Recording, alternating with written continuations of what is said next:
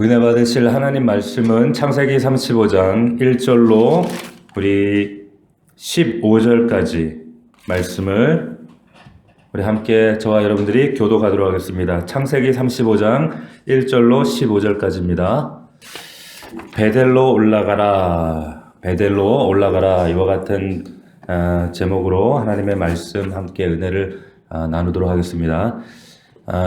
드디어 야곱이 하나님이 정하신 목적지인 이제 베델로 올라갑니다. 근데 그 와중에 참으로 많은 우여곡절이 있었죠. 그래서 사실은 이것은 지금 하나님을 통해서 지금 야곱이 등 떠밀려서 지금 베델로 올라가는 그런 장면인 겁니다.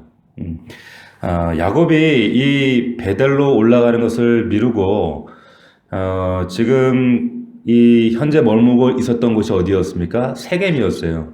근데 이 세겜에 무려 얼마나 지체했는가? 10년이라는 시간을 지체했습니다. 이미 라반 집에서 떠나고 나서 10년이 지체가 된 거예요.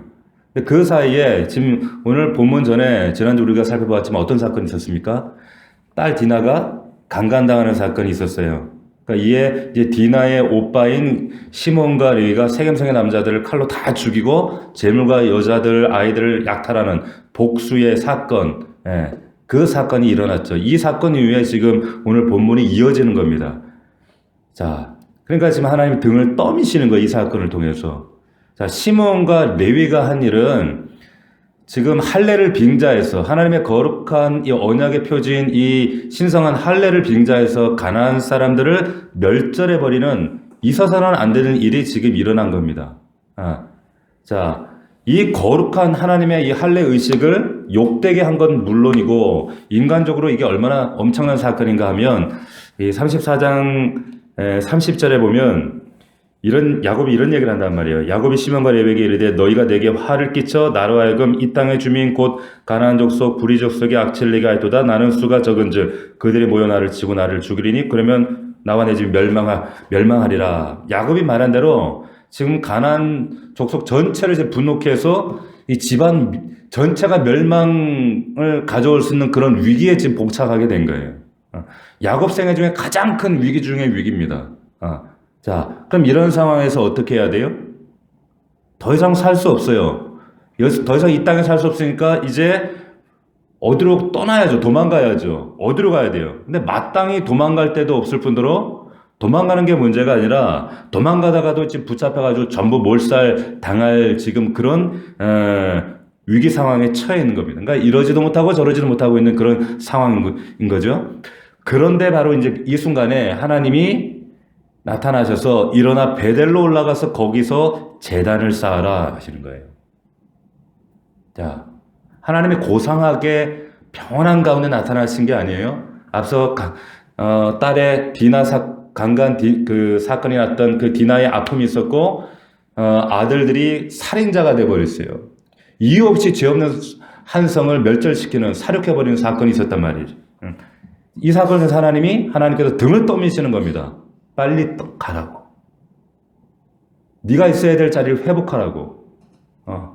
그러면서 지금 하나님께 떠미시는 겁니다.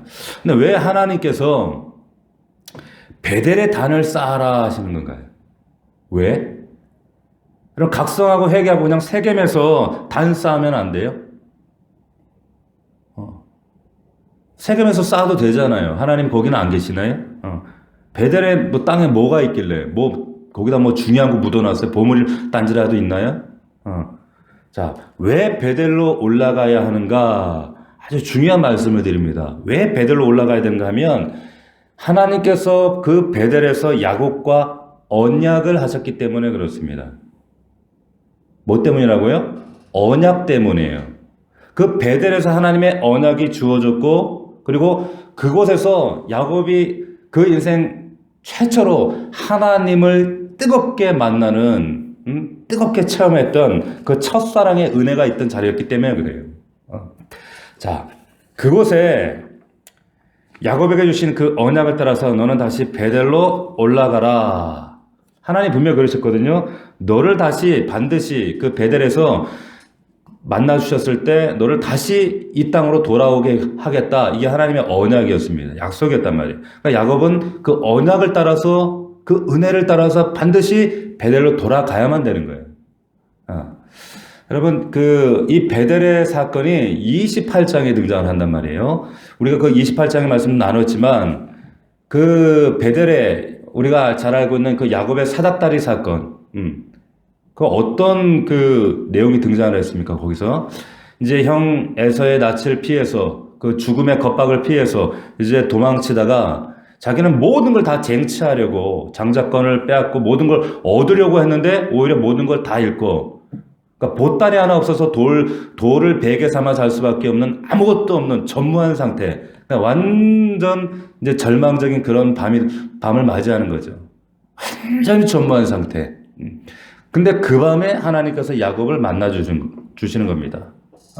그 외롭고 칠흑 같은 밤, 정말 사방에서 이리떼들이 달려들 수도 있고, 한순간도 자기 목숨을 지켜낼 수 없는 그 절망적인 그 두려운 밤, 아무것도 없는 밤, 그 밤에 자신이 원하는 축복, 성공, 성취, 이것을 위해서 고군분투하면서 이 아버지 속이고 그 축복을 쟁취하기 위해 형의 뒤통수를 치고, 자신의 온갖 그 방법을 동원해서 그 세상의 복을 누리려고 할 때는 하나님이 나타나시지 않으셨는데, 모든 거 다 잃고 나니까 가장 밑바닥에 누워있을 때 하나님께서 야곱을 찾아주시는 거예요. 가장 인생 밑바닥에 있을 때. 그런데 그 밑바닥에 있을 때 뭘 경험해요? 그 베델에서 땅과 하늘이 이어지는 그런 사닥다리 경험을 하게 된단 말이에요. 땅과 하늘이 이어져요. 그 사다리를 통해서. 뭘 의미한다고 했습니까? 야곱이 이 땅에서 자신의 수단과 방법과 열심과 노력과 정말 가족들을 뒤통수를 치면서까지 했던 그런 모든 노력이 허사가 돼서 이제는 모든 걸 잃고 완전히 밑바닥에 던져져서 하나님이 자신의 그 밑바닥 가운데 오셔서 그때 깨달은 사실, 내가 그렇게 쟁취하고자 했던 이 복은 하늘과 땅을 이어주는 하나님 그 사다리의 은혜가 아니면, 땅과 하늘이 연결되지 않으면 얻을 수 없는 복이구나라는 사실을 깨닫는 거예요. 무슨 말이에요? 하나님께서 왜 그 사다리의 그 환상을 연출하신 의도가 뭐라 그랬어요, 그때? 야곱이 기대하는 꿈, 근데 하나님이 주시고자 하는 그 복은 하늘에 속한 복이라는 거예요. 그 말인즉슨 연결되지 않으면, 하나님께서 이 사다리를 하나님이 주시지 않으면 얻을 수 없는 복이라는 거예요. 전에는 자기가 쟁취하려고 했거든요. 자기가 얻으려고 했거든요. 그러면 되는 줄 알았거든요. 아니라고 하는 거예요. 하나님이 하늘과 땅을 이어주셔야만 누릴 수 있는 복이다. 이것이 하늘에 속한 신령한 복이다. 자, 그래서 그 야곱이 그 사실을 깨닫고, 옛날처럼 이제 단순히 내가 더 이 땅의 복을 차지하고 쟁취하고 얻고, 그것이 중요한 게 아니라는 거예요. 하늘과 땅이 이어지지 않는 상태에서는 내가 어떤 수단 방법 노력을 다해도 소용없다. 지금 이 말씀을 환상을 통해, 그림을 통해 너무나도 친절하게 하나님께서 설명해 주시는 거예요, 야곱에게. 너 그거 다 쓸모없어. 마찬가지죠. 저와 여러분도 마찬가지예요. 내가 하는 모든 노력과 수고, 우리 자녀들이 저렇게 열심히 어떻게든 좋은 학교 가보겠다고, 좋은 직장 얻겠다고 하는 모든 수고, 하나님께서 연결해 주시지 않으면 아무 소용없어요. 아무 소용없다는 거예요. 자, 그 은혜를 발견하고 깨닫고 그 하나님의 놀라운 약속을 발견했던 자리가 어디예요? 베델이란 말이에요. 베델. 하나님의 은혜를 너무나도 생생하게 구체적으로 좀 맛봤던 은혜의 자리, 그 약속의 자리, 그게 베델이라는 거예요. 자, 그런데 30년이 지났습니다. 30년이 지나 다시 지금 베델로 올라가라. 지금 그 외삼촌 집에서 돌아온 지 이미 10년이 지났단 말이에요. 근데 베델로 올라가라. 이거는 물리적으로, 지리적으로 이동하라. 이 말이 아니라 하나님의 언약의 은혜에 그 은혜를 생각하고 다시 그 자리를 회복하라 이 말이에요. 믿습니까? 네. 세겜도 하나님 베델 만드실 수 있죠. 근데 베델에서 하나님 언약하셨잖아요. 네. 그렇게 돌이키기를 원하시는 거예요. 있어야 할 자리를 회복하시는 거예요.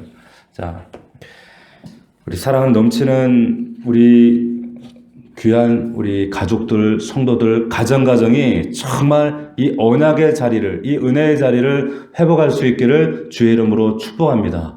올해 우리 표처럼 회복하게 하소서, 소생하게 하소서처럼 이 베델의 자리를 회복해야 돼요.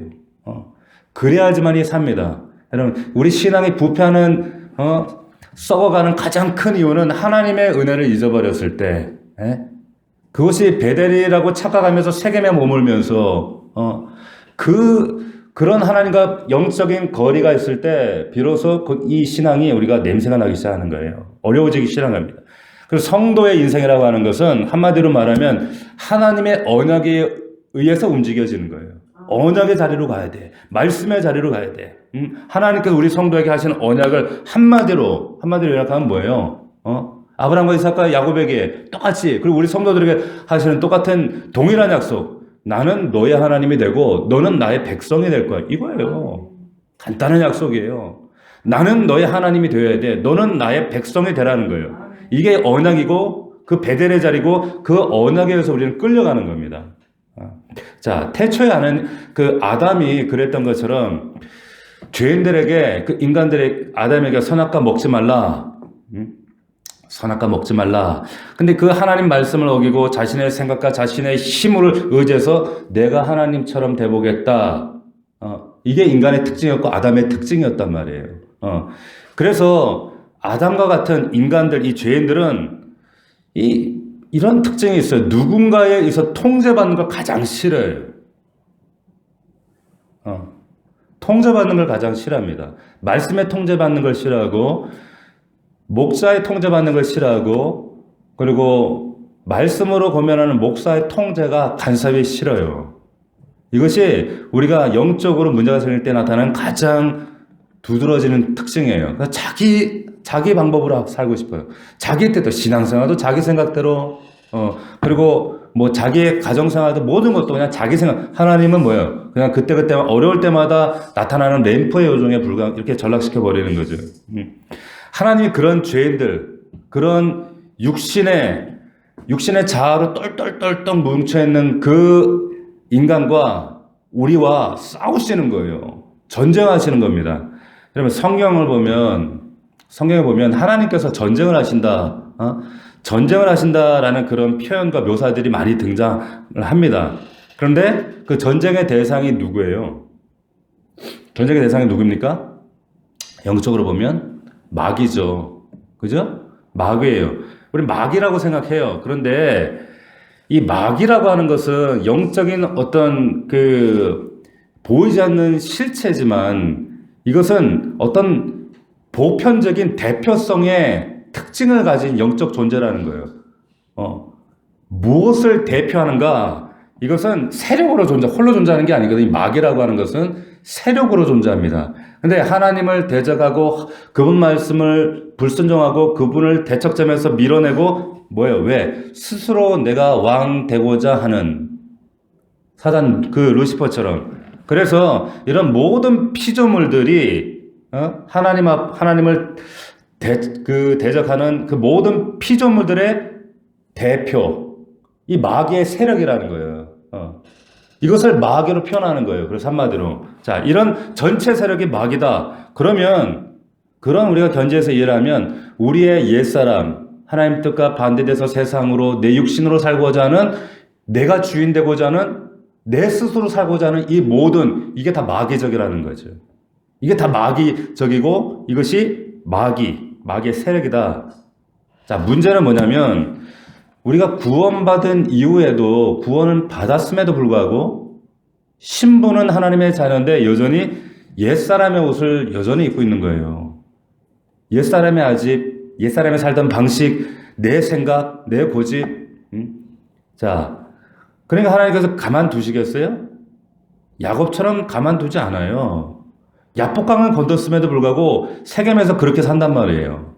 그러니까 하나님께서 개입하셔서 이것을 벗겨내시는 거예요. 옛 자아를, 육신의 자아를 벗겨내시는데 하나님이 이 전쟁을 하시는 거예요.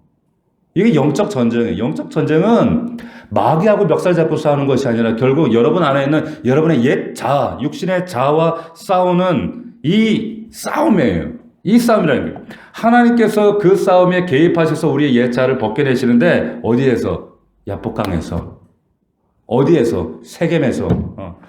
그래서 처음 은혜를 회복하고 그 언약의 자리 베델로 올라가라. 베델로 가라. 은혜를 회복하고 은혜를 기억하고 그 첫사랑의 자리로 돌아가라. 말씀하시는 줄로 믿으시길 바랍니다. 그럼 베델을 망각하면 잘 기억하십시오. 우리가 하나님 여전히 교회 마당은 밟는데 옛 자아를 육신의 자아를 벗어 던지지 못하고 야곱으로 살아가고 세겜에 머물러 있으면 하나님께서 그 은혜를 당연히 세겜에서는 은혜를 회복할 수가 없죠. 그렇기 때문에 세겜에서의 그 고통과 아픔과 눈물을 허락하셔요. 그게 뭐였습니까?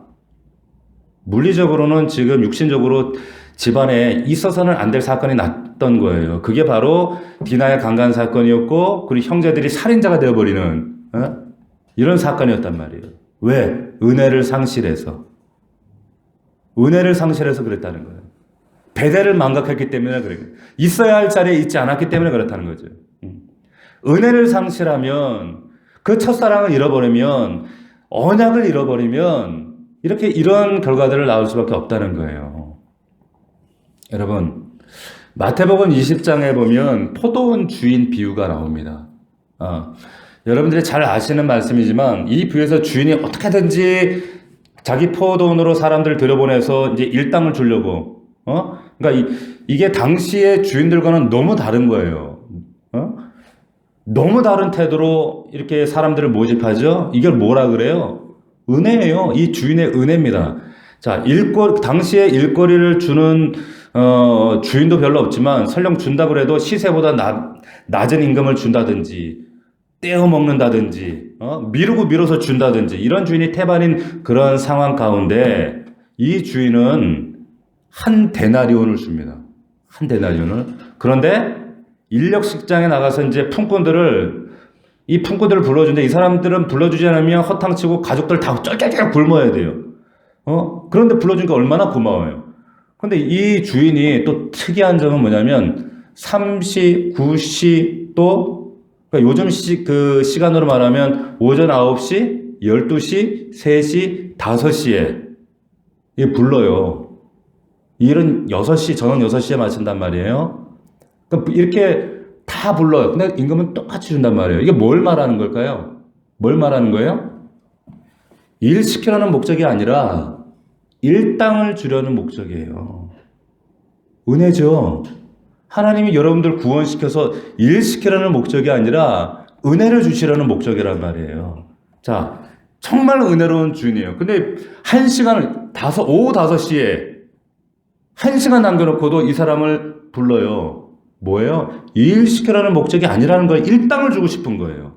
은혜입니다. 자, 일과가 다 마쳤어요. 하루 일과 다 끝마치고 끝날 때 주인이 계약대로 품삯을 줘요. 9시에 온 사람, 12시에 온 사람, 3시에 온 사람, 다 똑같이. 근데 제일 먼저 이제 5시에 온 사람, 이 사람은 이제 오자마자 옷 갈아입고 이제 일하려 흉내 내려고 하니까 일 끝나버렸네. 근데 그 사람도 한 데나리온을 주는 거예요.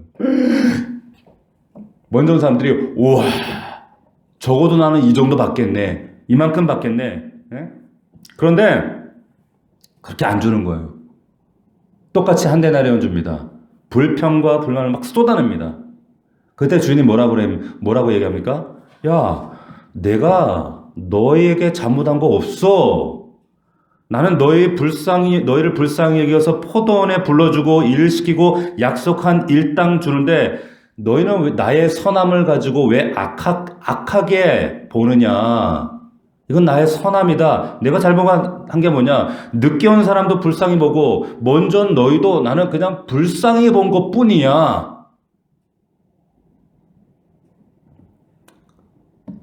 자, 우리는 신앙생활을 9시에 온 사람, 12시에 온 사람, 3시에 온 사람처럼 한다는 거예요. 이 비유의 핵심이 뭡니까? 은혜를 잊어버리면 그 주인의 약속을 망각해버리면 분명히 한 대 내려준다고 했잖아요. 그죠? 은혜를 잃어버리면 감사해야 될 것도 불평하게 돼요. 감사해야 하는 것도 은혜에 복받쳐야 됨에도 불구하고 불평하고 원망합니다. 모든 것이 불만으로 보여요. 회의적으로 보여요. 여러분 처음에 9시에 불러주셔서 얼마나 감사했겠어요. 우리 가족 굶지 않게 생겼네. 오늘 일할 수 있게 됐네. 예?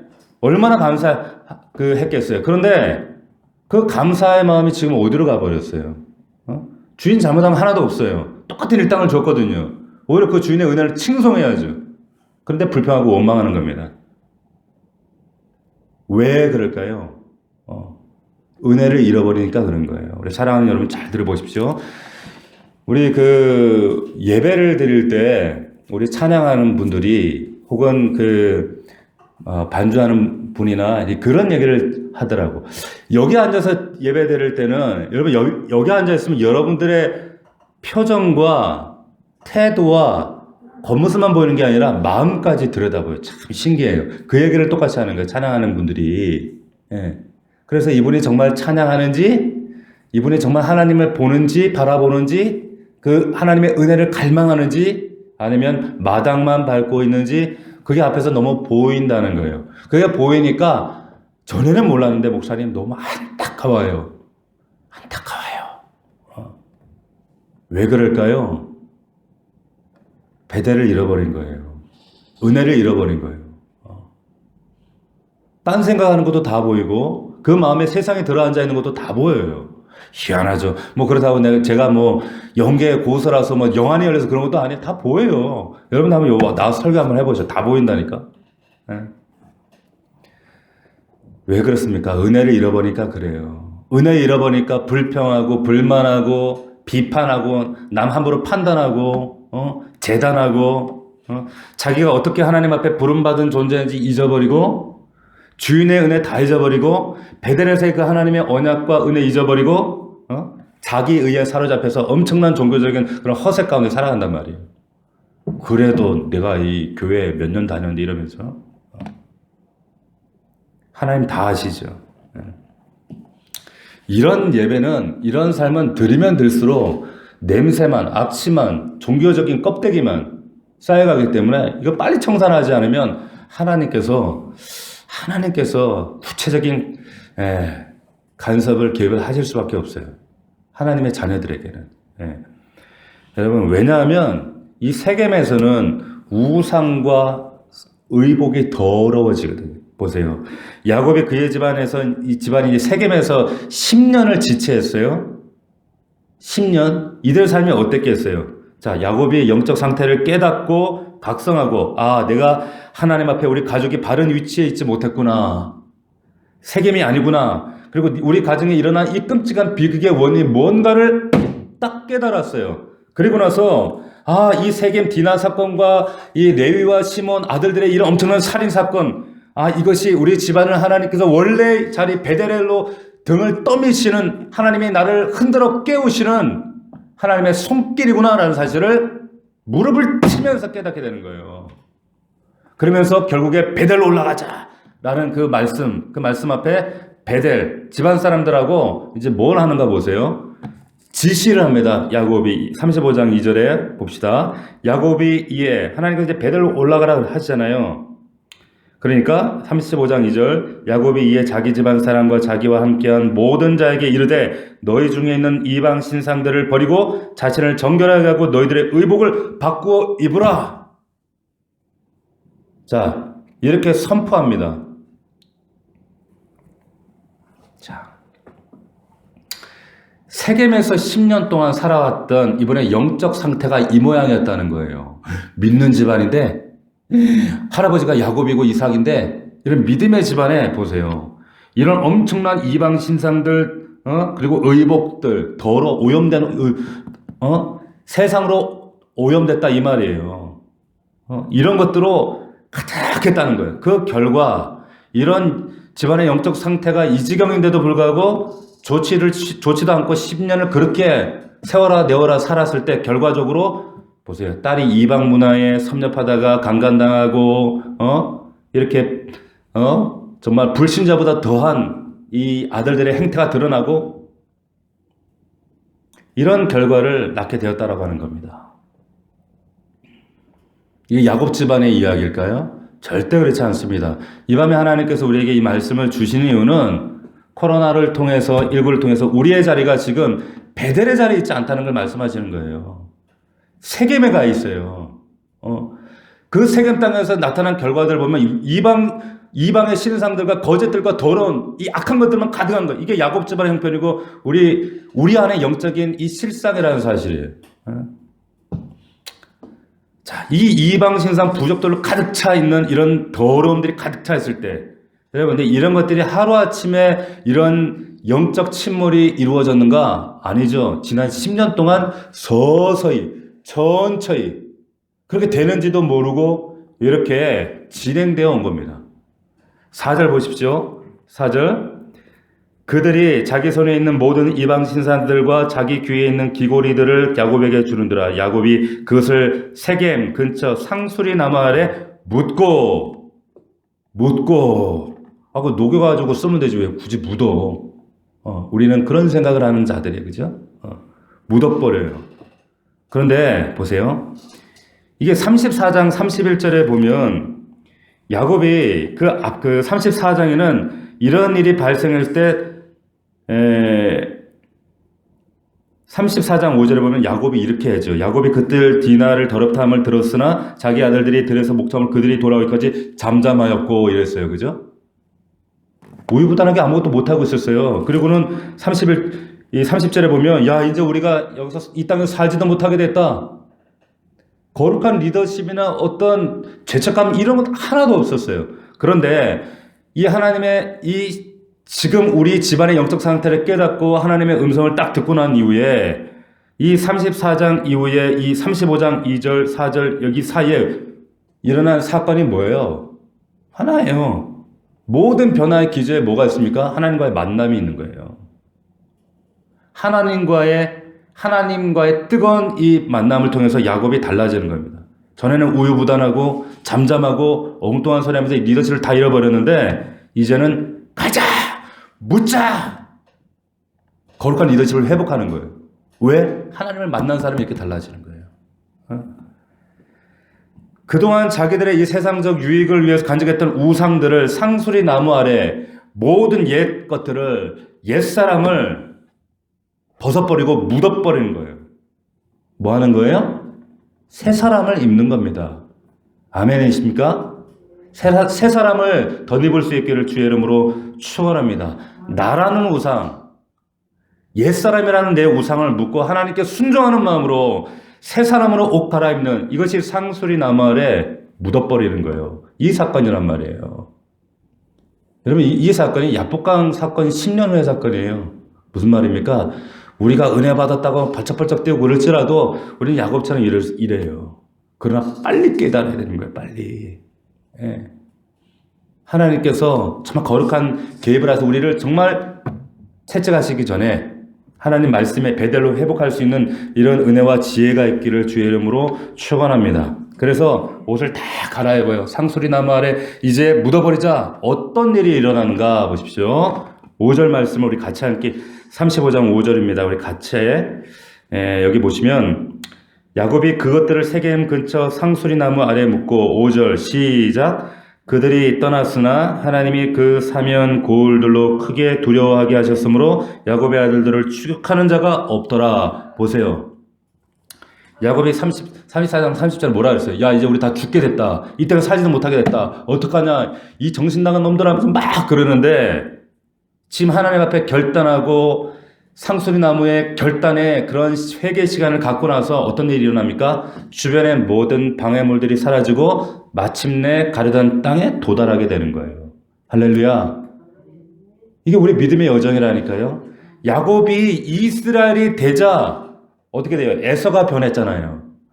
야곱이 나라는 우상을 상수리 나무 아래 묻어버리자 대적들이 잠잠해진 줄로 믿습니다. 이런 은혜가 있어요.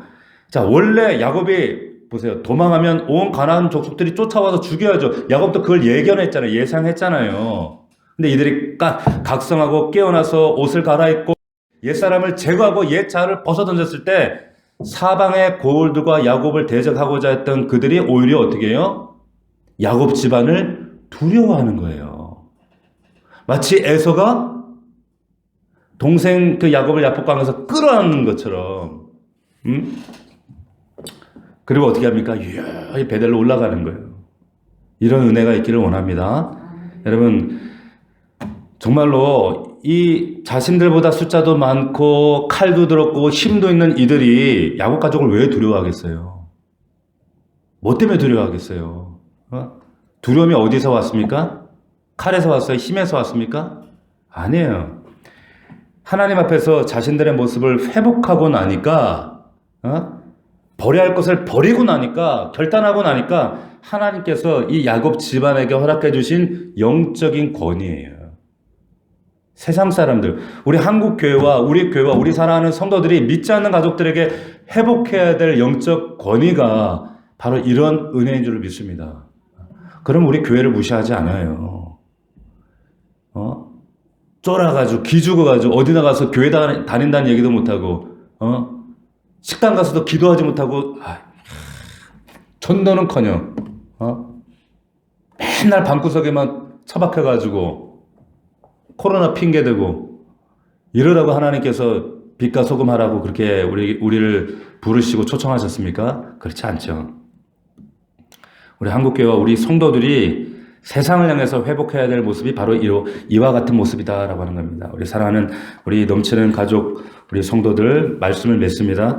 하나님의 말씀을 통해서 베델의 그 언약의 말씀이 회복되어지고 은혜가 회복되고 회복되는 은혜 앞에 우리의 삶이 세워지고 그리고 버려야 할 것이 버려지고 갈아입어야 될 것이 갈아입어질 때 그럴 때 회복되어지고 소생되어지는 그리고 하나님이 주시는 우리 가정의 영적 믿음의 권위가 다시 한번 우리에게 임하는 줄로 믿으시기를 주의 이름으로 축복합니다. 이 거룩한 회복이 있기를 주의 이름으로 축복합니다. 축복합니다. 이 시간 기도합시다. 이 시간 기도할 때 하나님 베델로 등을 떠미시는 그 하나님이 아니라 내 스스로 깨닫고 옛사람의 야곱의 옷을 벗고 이스라엘이 된 것처럼 이방 신상과 거짓과 더러움과 모든 더러운 오염된 옷을 아버지 세겜 땅 상수리 나무 아래 아버지 묻어버리고 언약의 자리로 믿음의 자리로 베델로 올라가는 우리 사랑하는 넘치는 가족 모든 성도들이 될 수 있도록 아버지 하나님 역사하여 주시옵소서. 회복하게 하시고 소생하게 하옵소서. 오늘 말씀을 붙들고 우리 간절한 마음으로 통성으로 간구합니다. 주여